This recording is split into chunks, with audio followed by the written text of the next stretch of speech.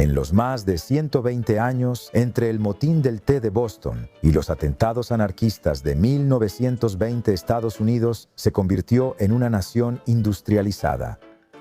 Mientras crecían las fábricas, también lo hacían las ciudades cercanas. Los dueños de fábricas e industrias se hicieron ricos y poderosos. Y las personas que trabajaban para ellos ya no eran los más pobres entre los pobres. La industrialización de Estados Unidos originó una nueva clase media. Familias que podían permitirse mejor ropa, mejores casas y una vida mejor.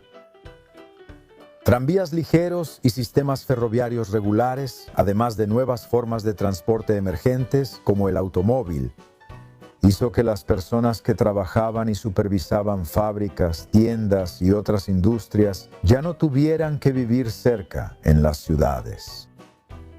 Ahora la familia podía mudarse al campo o suburbios, dejando atrás la suciedad y polvo de la ciudad. Pero mientras los líderes de la industria se enriquecían y la clase media lograba vivir cómodamente, todavía había quienes querían más. Los primeros rebeldes, como quienes asaltaron el puerto de Boston en 1773, actuaron con el noble propósito de buscar libertad del dominio opresivo. Los delincuentes de fines del siglo XIX y principios del XX estaban motivados, principalmente por sentirse con derecho a la riqueza, pero más aún al poder, y que ningún dinero podría comprar. El auge del gángster en Estados Unidos surgió cuando los hombres buscaban beneficiarse de los vicios ajenos. Lo que no se podía comprar con dinero o pecado, se conseguía con puños, cuchillos y balas. Acompáñanos en nuestro análisis continuo de las pandillas, los gángsteres y la mafia.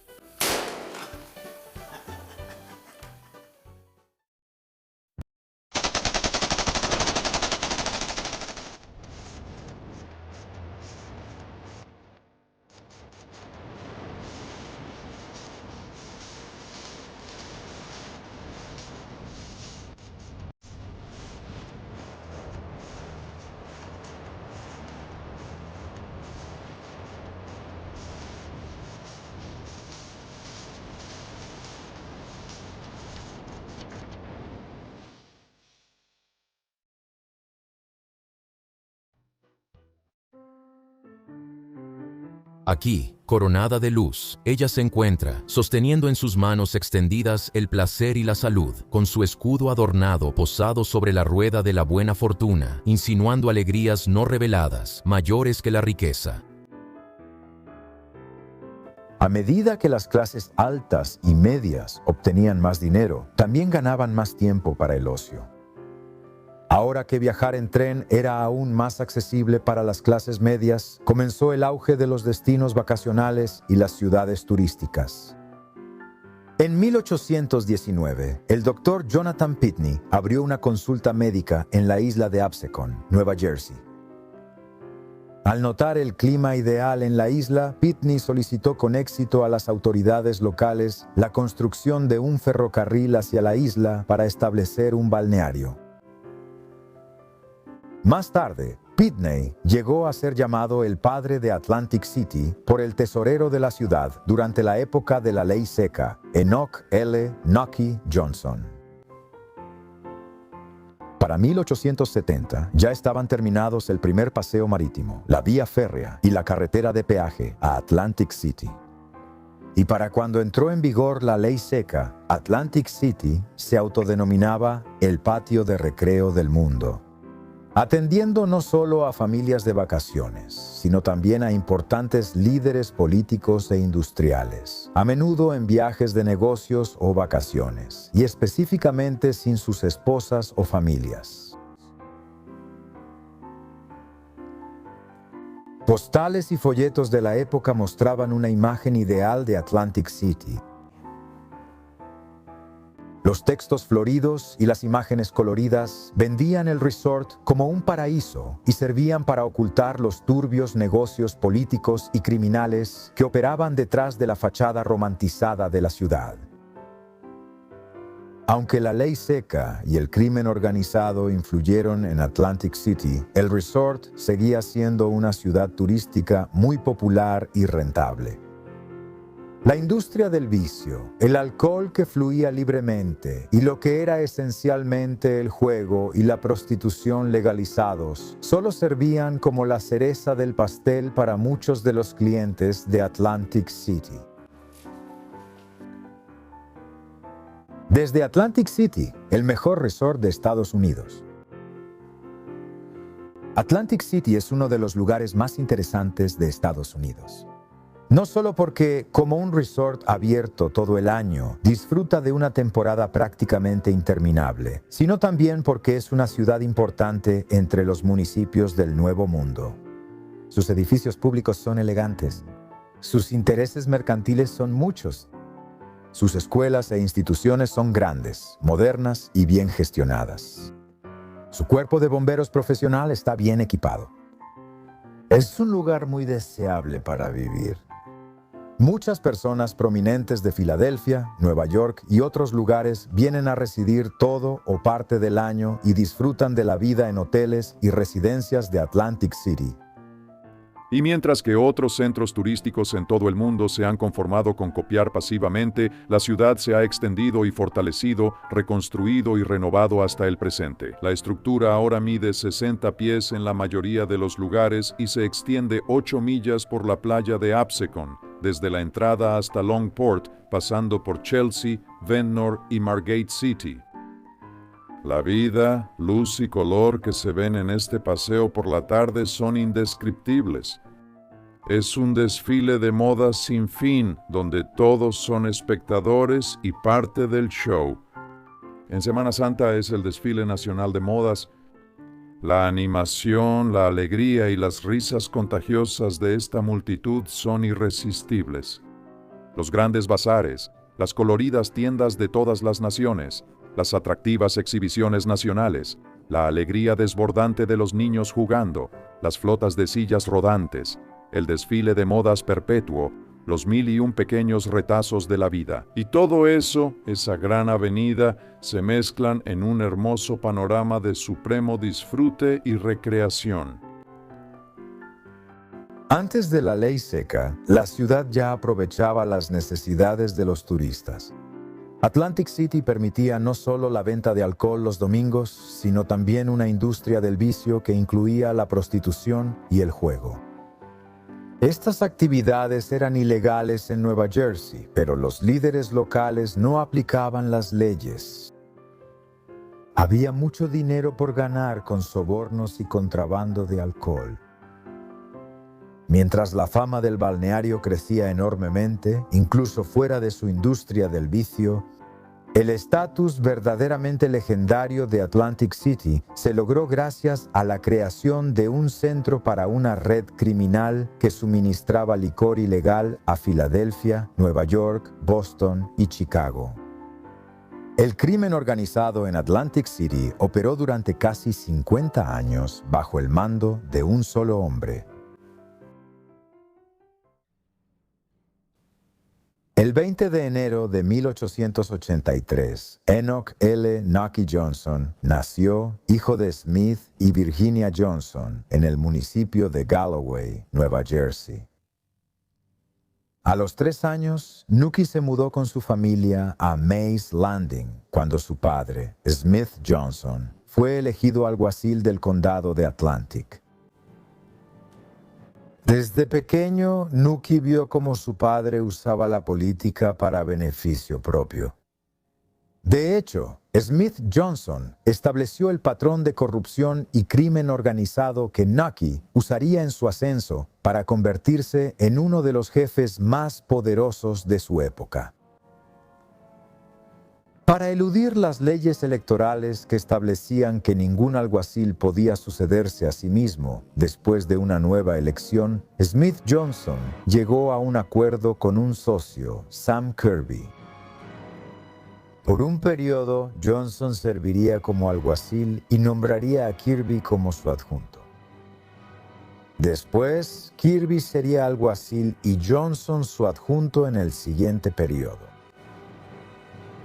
Durante los siguientes 20 años, Johnson y Kirby alternaron entre el cargo de alguacil y el de adjunto, manteniendo el control sobre el gobierno de la ciudad y el condado, así como supervisando las operaciones del bajo mundo en Atlantic City. Los dos mundos no siempre se excluían. En 1908, Nucky había entrado en el juego político y en el negocio familiar, por así decirlo. Fue nombrado como el adjunto de su padre y 3 años después, Nucky se convirtió en el propio alguacil. En 1911, mientras Nucky era alguacil, Woodrow Wilson, quien entonces era gobernador de Nueva Jersey, decidió que el condado de Atlantic necesitaba una limpieza a fondo. Asignó a un juez especial de la Corte Suprema para escuchar los casos y ordenó a su fiscal general, Edmund Wilson, que iniciara una investigación de gran jurado. Como resultado, el entonces jefe republicano Louis Conley, Nucky Johnson y muchos otros fueron acusados de varios cargos. Conley fue hallado culpable de recibir ilegalmente contratos del condado y sentenciado a prisión. Johnson solo fue acusado de retirar ilegalmente los libros de registro y resultados oficiales de las elecciones de la oficina del secretario del condado. Y por ese cargo fue absuelto. Cuando terminó la campaña de reforma del gobernador, solo había logrado quitar a Conley del poder y había establecido a Nucky Johnson en su lugar. La absolución reforzó la reputación intocable de Nucky. Y en 1914, la Junta de Legisladores del Condado de Atlantic eligió a Nucky como tesorero del condado, y durante 30 años mantuvo este puesto. Se sabía que la oficina del tesorero del condado solo servía como sede política de Johnson. En 1916, Johnson amplió sus actividades políticas más allá de los límites de su condado. Dirigió la campaña de Walter E. Edge para gobernador. Y cuando Edge fue elegido, Johnson fue recompensado al ser nombrado secretario de la Corte Suprema del Estado por un periodo de 5 años. El periodo de 1920 a 1930 vio a Johnson en la cima de su carrera como líder político. Durante ese tiempo, no solo era el jefe absoluto de Atlantic City y del condado de Atlantic, sino que también era uno de un selecto grupo de líderes republicanos que controlaban los destinos de su partido en el estado. El poder político de Johnson provenía de su control sobre Atlantic City. La población de 66,000 personas estaba compuesta casi en su mitad por afroamericanos, y Johnson y su organización republicana siempre controlaron completamente el voto negro. La organización se fortalecía por las acciones de sus capitanes de distrito negros en el norte de Atlantic City. Además, Atlantic City, que era principalmente un balneario costero que atendía a millones de visitantes cada año, había mantenido una política liberal de ofrecer todo tipo de entretenimiento para sus clientes. Esto necesariamente incluía clubes nocturnos, bebidas alcohólicas, juegos de azar y otros entretenimientos de naturaleza similar.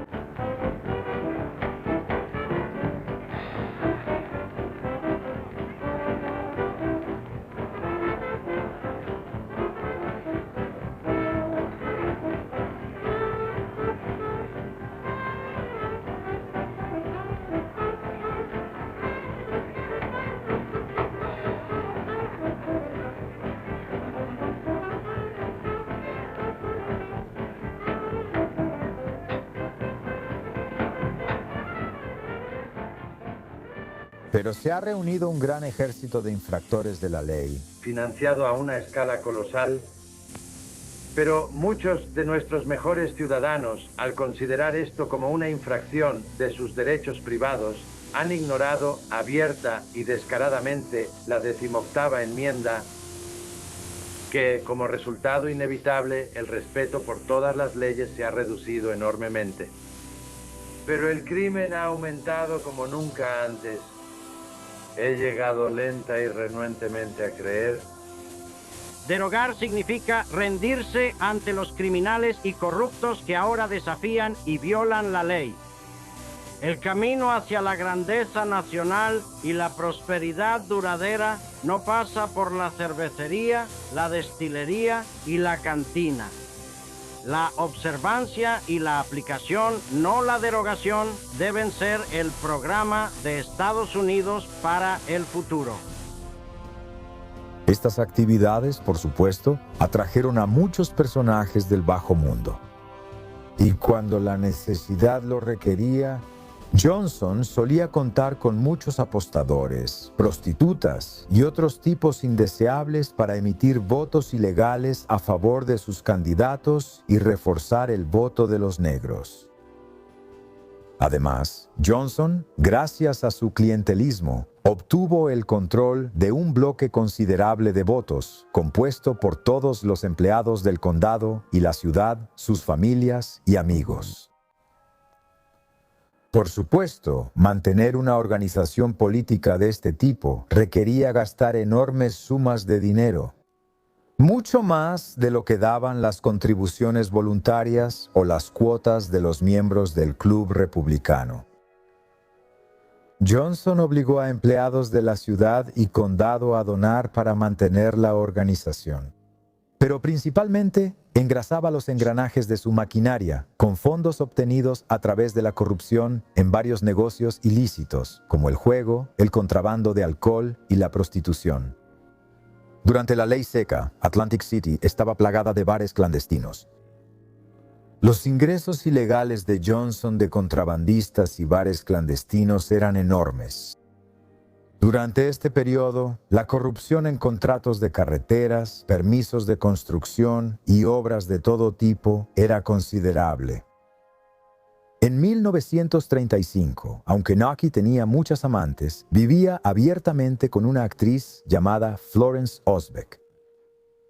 Residían en un bungalow de estuco de estilo español cerca del malecón en Atlantic City y también mantenían una suite en el Hotel Ritz-Carlton. La renta de estos dos lugares costaba alrededor de $5,000 al año o $84,000 en los estándares actuales. Además, principalmente por la comodidad de Flossie, mantenía un departamento en Nueva York en el 128 de Central Park South, por el que pagaba $2,200 al año. Las cuentas de ropa de él y la señorita Osbeck promediaban $3,000 al año. Nucky solo compraba trajes a la medida de $150 y gastaba unos $3,000 al año en comida como langostas, caviar y filetes. La cuenta anual de licor de Nucky era de unos $4,000. Solo el champán y el brandy de 18 años le parecían bebidas que valían la pena. También mantenía 4 autos Cadillac de 16 cilindros que mantenía en funcionamiento constantemente para la señorita Osbeck, para él mismo y para el entretenimiento de sus amigos y simpatizantes. Si la generosidad de Nucky lo hacía un héroe popular, era sabido que cualquiera, sin importar su estatus, podía acudir con Johnson para pedir ayuda en tiempos de necesidad, ya sea para encontrar trabajo o conseguir más carbón en invierno. Eso también lo convirtió en un objetivo de investigación federal. Johnson fue investigado varias veces por contrabando de licor y crimen organizado, pero los investigadores solían enfrentar muchas dificultades. Un testimonio de la bien aceitada maquinaria criminal y política de Nucky, como lo documenta un informe. Los agentes descubrieron que, salvo por algunos contratistas y propietarios de grandes clubes nocturnos y casinos de juego que ya habían sido examinados previamente por agentes de impuestos, prácticamente ninguna de las partes involucradas llevaba libros o registros dignos de ese nombre. No se pudo determinar con precisión sus ingresos, por lo que los agentes calcularon los impuestos con fuentes externas.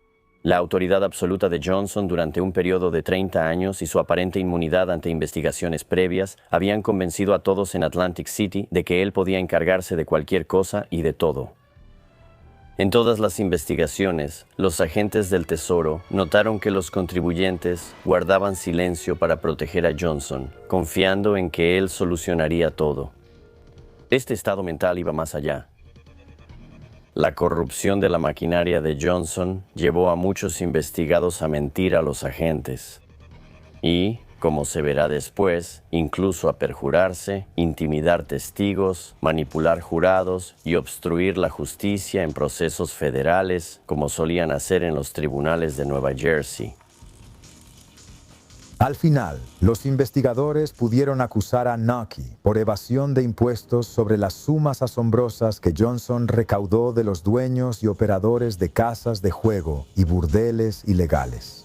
El juez del caso comentó: el pueblo solo puede actuar a través de líderes, y si nuestra república ha de funcionar y la democracia ha de preservarse, aquellos que aspiran al liderazgo en la vida pública, a guiar al pueblo, deben y asumen ciertas responsabilidades por encima de las del ciudadano común.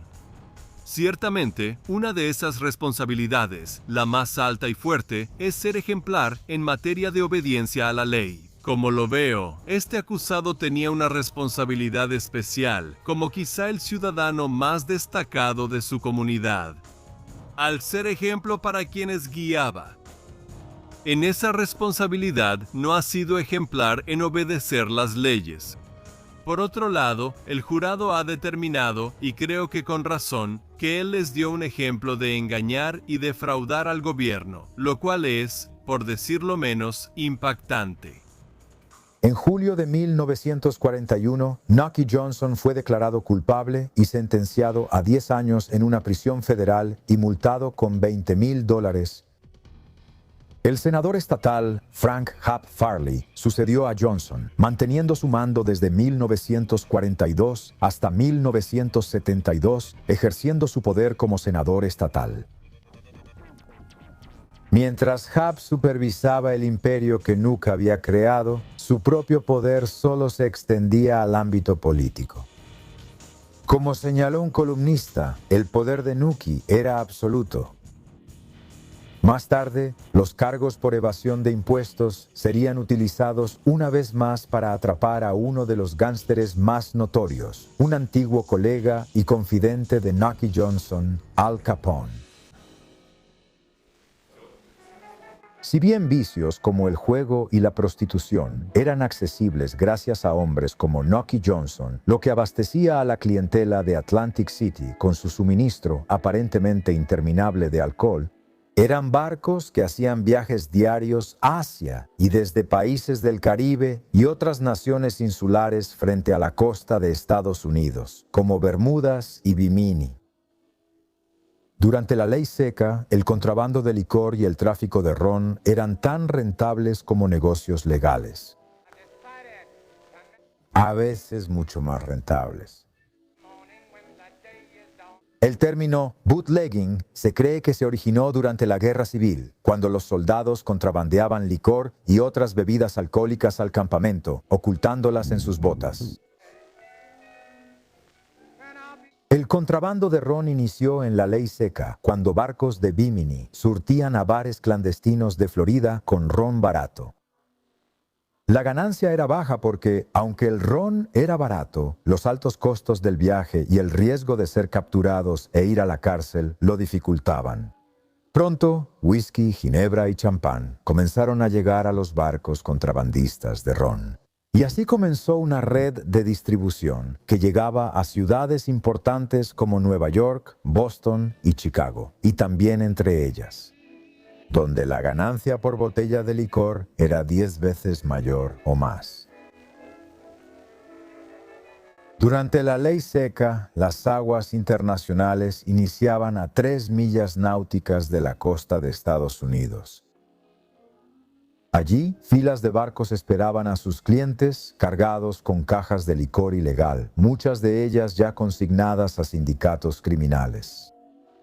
El resto estaba disponible para quien llegara primero y tuviera una embarcación en buen estado y dinero suficiente. La Rum Row, como llegó a conocerse, era la vía para que las organizaciones criminales de la costa este obtuvieran licor para sus operaciones de distribución. Pero tuvo un pequeño contratiempo en 1924, cuando el Congreso de los Estados Unidos extendió el límite a 12 millas náuticas mar adentro. Aún así, los contrabandistas y traficantes de licor prosperaron. Y el primero en establecer esta red fue un constructor de yates de Jacksonville, Florida. En 1921, William Frederick Bill McCoy era conocido en Jacksonville, Florida, y a lo largo de la costa este como un constructor de yates de alta calidad, trabajando para clientes tan prestigiosos como Andrew Carnegie.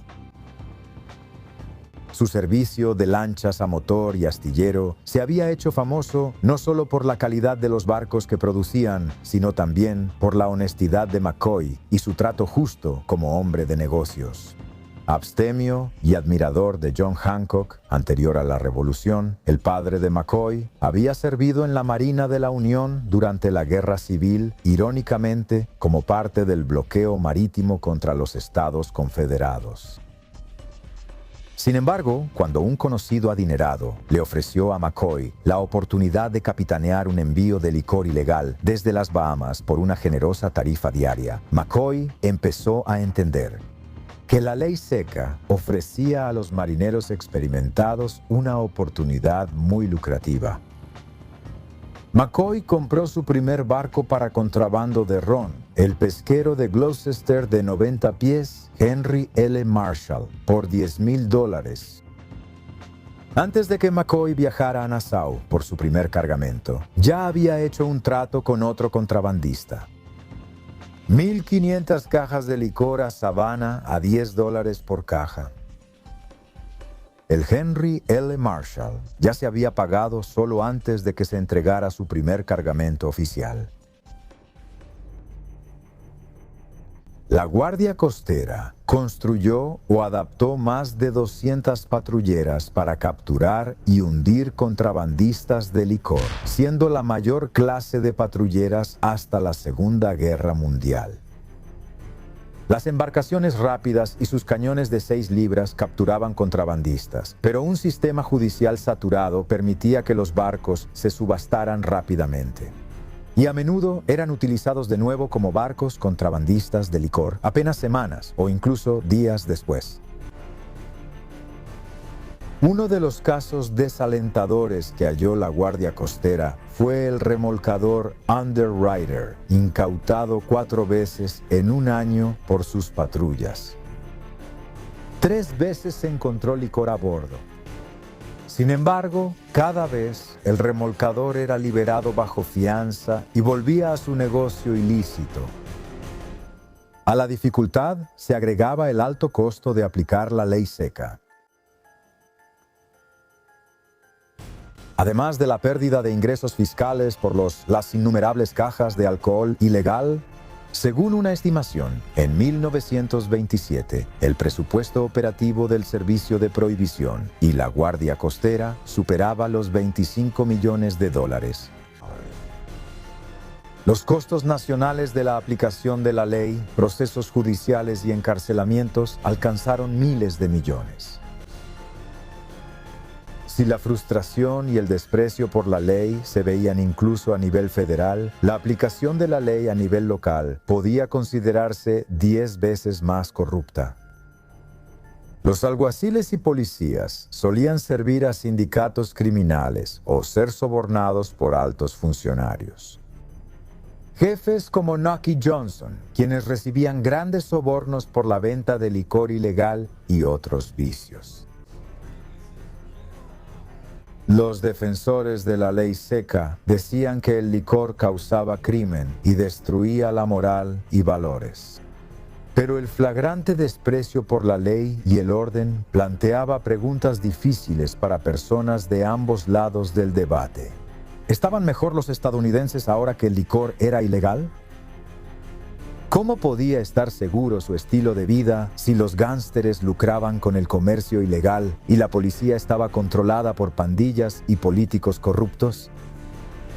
¿Cuáles serían las dolorosas repercusiones del crimen organizado? El autor Raymond Chandler escribió una vez: "El crimen no es una enfermedad, es un síntoma".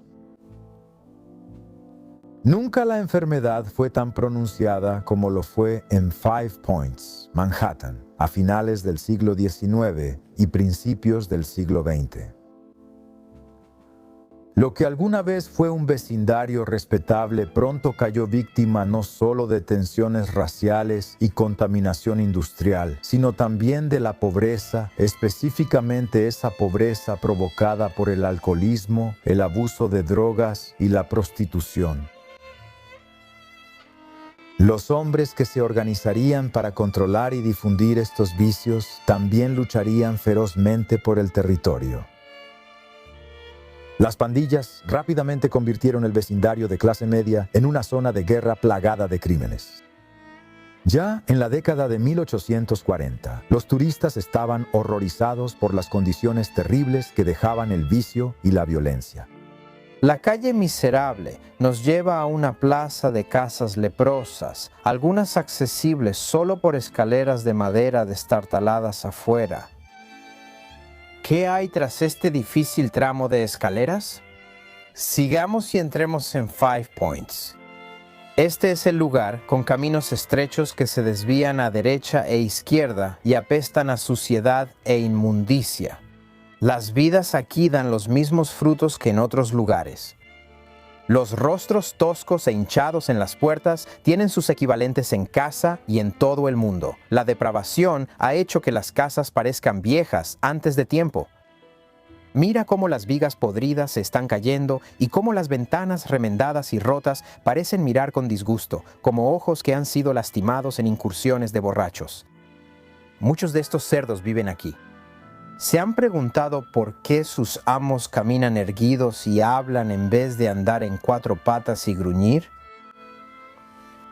Charles Dickens relató su visita a Five Points en su libro de viajes de 1842, Notas Americanas para Circulación General. La zona, que alguna vez fue un modesto vecindario de clase media, estaba situada cerca de la intersección de 5 puntas formada por las calles Orange, Cross y Anthony en el centro del Bajo Manhattan, Nueva York. Pronto se convirtió en un barrio marginal plagado de enfermedades, resultado de la sobreindustrialización. El cercano estanque Collect, que alguna vez fue la fuente de agua potable de la ciudad de Nueva York, quedó irremediablemente contaminado por los desechos industriales. Y las tensiones raciales entre afroamericanos liberados y descendientes de irlandeses, presentes en la zona desde el siglo XVII. Para la década de 1850, varias bandas criminales operaban en la zona. Y para la década de 1920, el área de Five Points no era ajena al crimen ni al conflicto.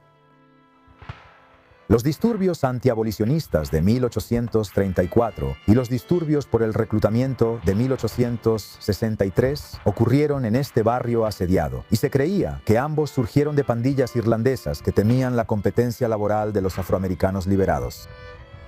El motín de los Dead Rabbits en 1857 surgió puramente de una guerra total entre dos pandillas en Five Points, los Dead Rabbits y los Bowery Boys.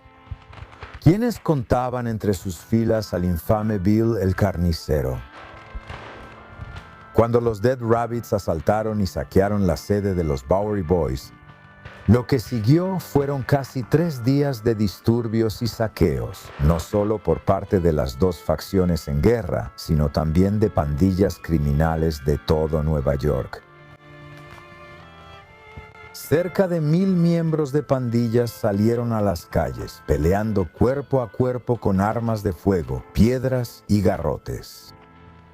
Además de los criminales, cientos más sin conexión con las pandillas comenzaron una campaña de saqueo en Bowery. Inicialmente, la zona era hogar de pandillas criminales, en su mayoría de ascendencia irlandesa, que luchaban por el control de actividades ilegales en el área, como la prostitución y el juego. Pero a medida que una afluencia de inmigrantes diversificó la población de la zona, las pandillas también se diversificaron. En 1854, la misión de Five Points y el clero local publicaron un informe sobre la condición física y moral del área. Ya asediada por crimen, vicio y enfermedades, la desgarradora crónica solo sería preludio de la caída del área en una comunidad ahogada por enfermedad y crimen.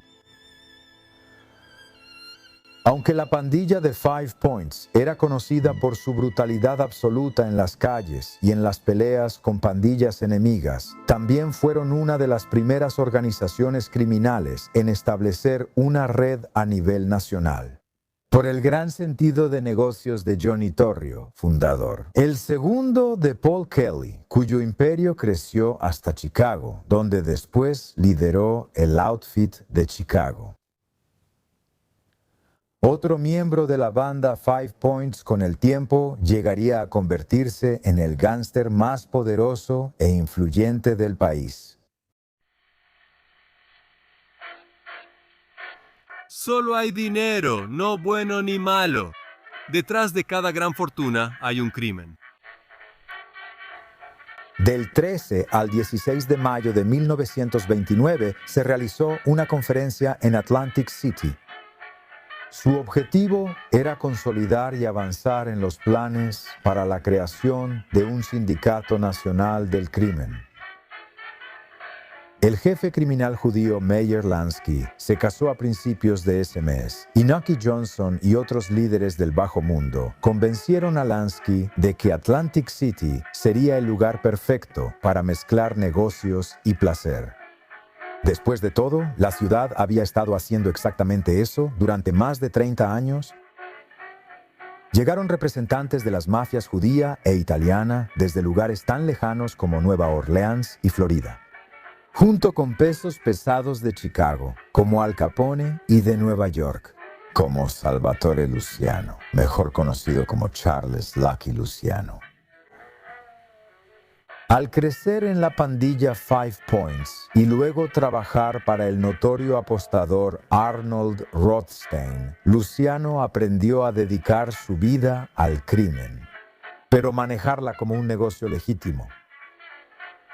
En lugar de usar la violencia para lograr sus objetivos, Rothstein le enseñó a Luciano a resolver sus problemas con dinero y diplomacia. Cuando Luciano arruinó un importante trato de drogas en 1923, Rothstein le aconsejó comprar 200 asientos caros para la pelea de box de Dempsey contra Furbo e invitar a los principales políticos y jefes de la mafia de Nueva York.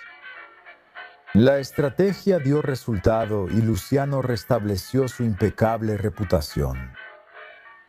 Se dice que Rothstein comentó: mientras más dinero, más fuerte habla. Mientras que algunos líderes mafiosos mayores, como Joe Masseria, desaprobaban hacer negocios con cualquiera que no fuera de ascendencia italiana o italoamericana, Luciano veía grandes ganancias financieras en la cooperación sin importar la familia o la raza. Fueron las costumbres anticuadas y la mentalidad cerrada de Masseria lo que llevó a su organización a la Guerra de Castellamarese.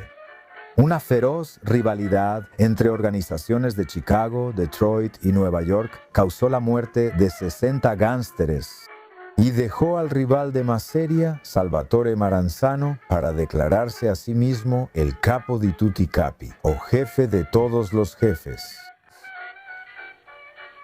Luciano rápidamente juró lealtad a su antiguo enemigo, pero pronto asesinó a Maranzano y tomó el control de la operación él mismo.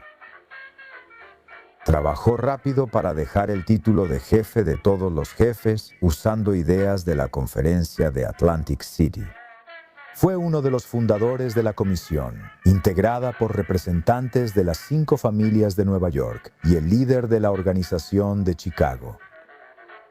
Fue una medida destinada a introducir nuevas ideas de diplomacia y un sistema de pesos y contrapesos que pondría fin a las luchas internas sin sentido y, lo más importante, aseguraría ganancias para todos. Pondría fin a la rivalidad y, en teoría, traería armonía al Sindicato Nacional del Crimen.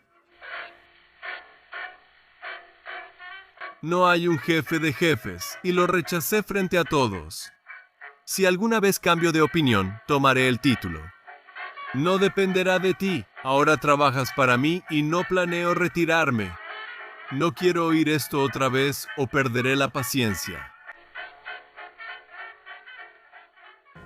Mientras Atlantic City prosperaba y crecía bajo una brillante fachada de salud, ocio y elegancia, y gracias a socavar la prohibición del alcohol, ciudades como Nueva York y Chicago empezaron a ver cómo sus barrios más pobres y las zonas étnicas caían bajo el control de la mafia.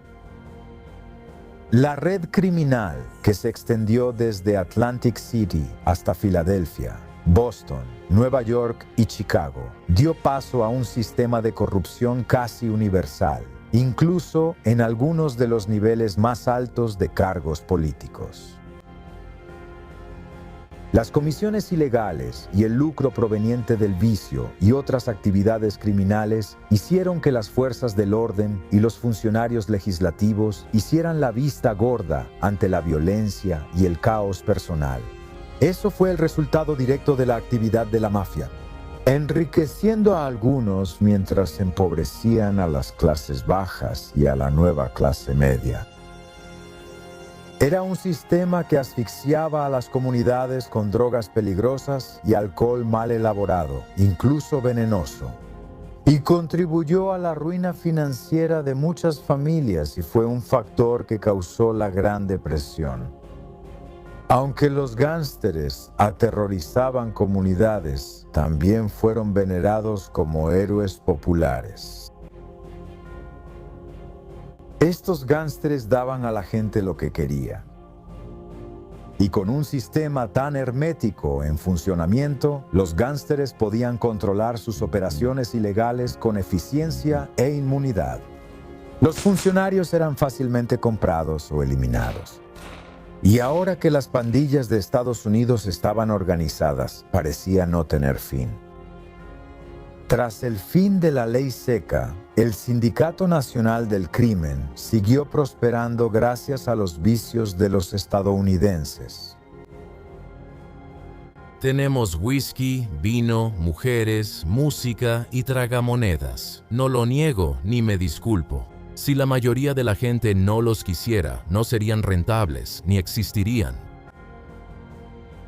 Acompáñanos en nuestro próximo episodio mientras vemos a hombres como Nucky Johnson, Lucky Luciano y Al Capone ascender más allá de las altas esferas del poder político y financiero y entrar al imperio de los gánsteres y el surgimiento de la mafia.